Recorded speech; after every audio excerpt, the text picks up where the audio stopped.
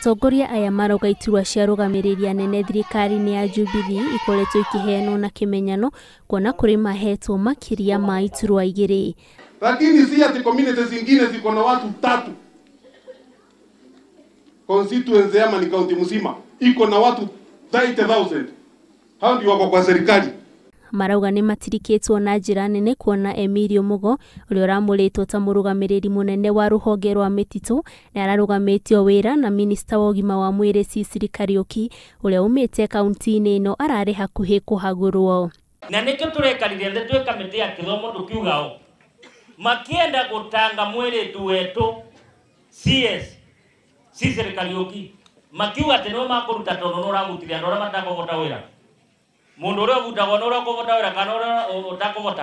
Rĩu marahoya thirikari ya Jubilee imahe iturwa nĩguo nao manyite itemi harĩ gũtungatĩra mũingĩ thirikari-inĩ nene.